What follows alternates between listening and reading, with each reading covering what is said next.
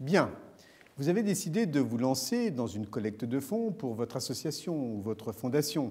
Mais par où commencer? D'abord, il faut bien comprendre qui l'on est et être capable de l'exprimer clairement. Quel est l'objet de mon association ou de ma fondation? Pourquoi a-t-elle été créée? Avec qui? Quels ont été ses soutiens? Quelles actions concrètes mène-t-elle? Comment l'association s'organise-t-elle?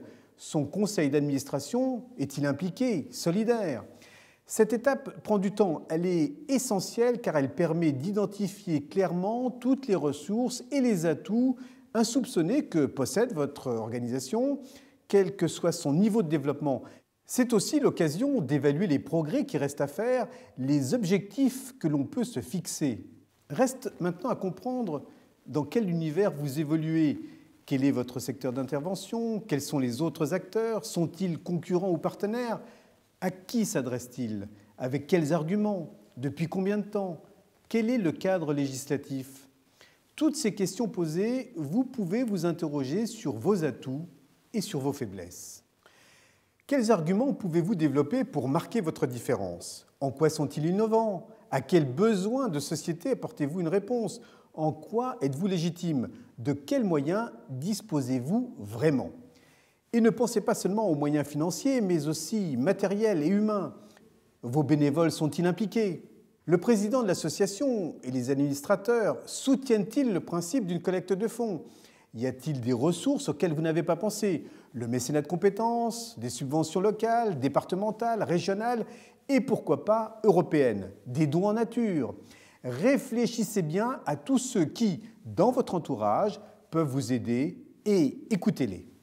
Partagez votre analyse avec l'équipe et l'ensemble des parties prenantes de votre organisation et prenez en compte leurs observations, leurs suggestions.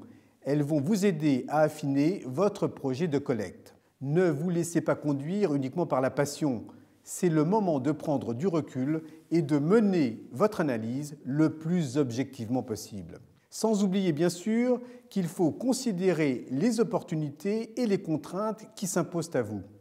Un changement de cadre juridique ou fiscal, l'arrivée d'un nouvel acteur, les effets d'une crise économique et sociale sur les dons. Vous venez de mener l'analyse stratégique de votre association. Pour vous, il est maintenant simple de formuler clairement et de partager avec l'ensemble de vos interlocuteurs la vision, la mission, les valeurs de votre association ou de votre fondation, ses projets concrets, leur légitimité et le budget dont vous avez besoin. Vous avez entre les mains tous les éléments pour convaincre vos donateurs potentiels, les faire adhérer à votre projet et les inciter à financer vos actions.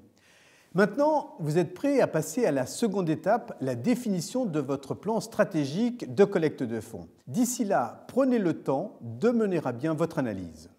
Et n'oubliez pas, à ce stade, l'Association française des fundraisers offre toute l'année de multiples occasions d'échange et de partage d'expériences de formation. N'hésitez pas à vous rendre sur son site fundraisers.fr pour en savoir un peu plus.